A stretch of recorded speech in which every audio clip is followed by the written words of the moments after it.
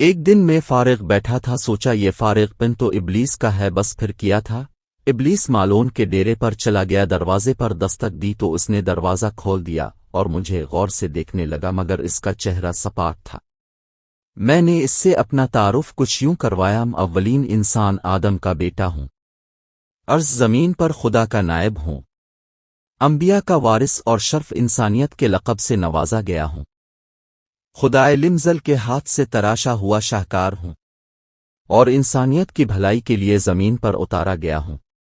میرا تعارف سننے کے بعد اس نے دروازے کے دونوں پٹوا کیے اور مجھے گیر کے اندر ایک بیٹھک میں بٹھایا جہاں دو کرسیاں رکھی تھیں، ایک پر مجھے بیٹھنے کے لیے کہا اور دوسری پر وہ میرے سامنے براجمان ہو گیا اور سگریٹ سلگاتے ہوئے کہنے لگا، میرے بارے میں کیا جانتے ہو؟ میں نے فوراً کہا، تم ابلیس مالون ہو، راندئی درگاہ ہو۔ وہ زوردار قہقہ لگا کر کہنے لگا، اپنا تعارف اتنا طویل اور مجھے صرف ابلیس، یہ تو سراسر زیادتی ہے۔ سن میرا پورا تعارف سن، میں زمین کی رذیل ترین مخلوق، آسمان کا فرشتہ، آسمانوں کے رب کا دھتکارا ہوا، دلوں میں وسوسے ڈالنے والا الوہیت بابت شکوک بیدار کرنے کا چیلنج دے کر بھیجا گیا ہوں۔ یہ ہے میرا شجرہ نسب۔ کبھی کس کے تعارف میں بخل سے کام نہیں لیتے، کیونکہ صرف تم ہی اعلیٰ و عرفہ نہیں ہو، تمہارا دشمن بھی اعلیٰ مقام اور اعلیٰ درجات کا مالک ہو سکتا ہے۔ تعارف کے بعد اس نے مجھ سے میرے آنے کا سبب دریافت کیا کہ میرے پاس کیوں آئے ہو۔ میں نے اسے بتایا کہ مجھے معلوم ہوا کہ تم یہاں رہتے ہو، سوچا تم سے ایک ملاقات کر لوں۔ تم ہر اس جگہ اپنی مرضی سے چلے جاتے ہو جہاں تمہارا من کرتا ہے، تو میں نے بھی سوچا میں بھی اپنی مرضی سے تم سے ملاقات کروں، بس من چاہا تو ملنے آ گیا۔ باتوں کے دوران اس نے میرے لیے چائے بنائی، رسوئی وہیں اسی کمرے میں موجود تھی، 2 پیالوں میں چائے ڈال دی اور دونوں مل کر چائے پینے لگے، اور اس دوران مختلف موضوعات پر کھل کر گفتگو ہوئی، تو باتوں ہی باتوں میں اس نے مجھے بتایا کہ میرا بنی نوع انسان سے اس کی پیدائش سے بھی پہلے کا واسطہ ہے، جب اسے مٹی سے گوندھا جا رہا تھا، اور یہ کام بھی میرے فرشتوں سے کروایا جا رہا تھا، مگر میری چھٹی حص مجھے آنے والے خطرے سے آگاہ کر رہی تھی، مگر میں مشیت ایزدی کے تحت خاموش رہا اور سب کچھ دیکھتا رہا۔ میں آج تم کو اس اشرف المخلوقات کی سفاکیت کے بارے میں کچھ بتانا چاہتا ہوں۔ میں نے حضرت ابراہیم کو منجنیق میں ڈال کر آگ میں پھینکنے کا منظر دیکھا ہے۔ میرے سامنے حضرت موسیٰ کی ماں فرعون کے خوف سے نومولود بچے کو دریا برد کر دیا۔ میں نے رسول کے نواسے اور اس کے گھر والوں کو دریا کے پاس پیاسا دیکھا ہے۔ میں نے عالمی جنگوں کے دوران فضا میں اڑتے طیاروں کے ذریعے کروڑوں انسانوں کے پرخچے اڑتے دیکھے ہیں۔ میں نے اس اشرف المخلوقات کو ایٹم بم بناتی اور جاپانیوں پر گراتے دیکھا ہے۔ میں چشم دید گواہ ہوں جب لاکھوں یہودیوں کو گیس چیمبرز میں موت کے گھاٹ اتارا گیا تھا۔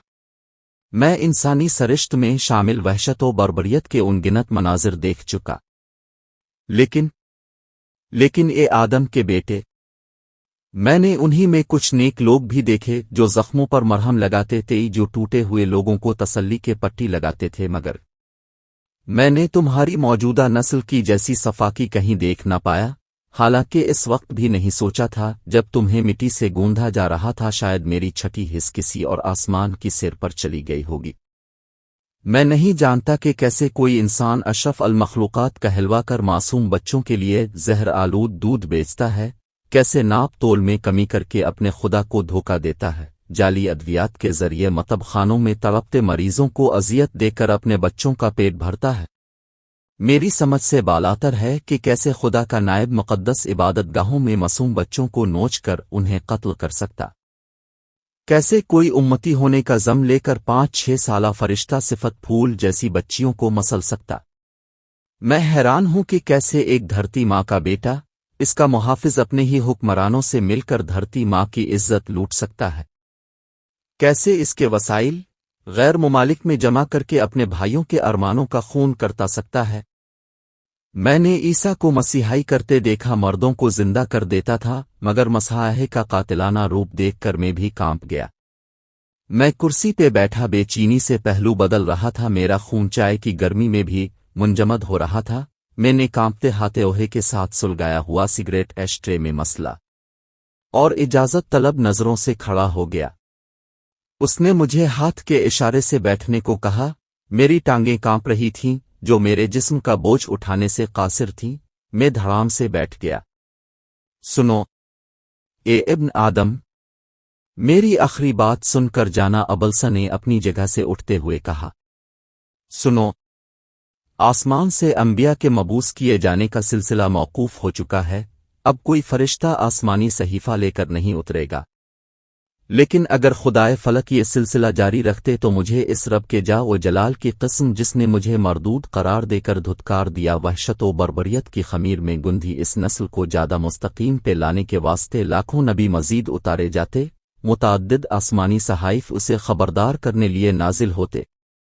تم لاکھوں برس پہ محیط انسانی تاریخ کی اسفل ترین نسل ہو، اشرف المخلوقات کا نمائندہ، خدا کا نائب، کائنات کی رذیل ترین مخلوق کے سامنے شرمندہ اور ساکت کھڑا تھا۔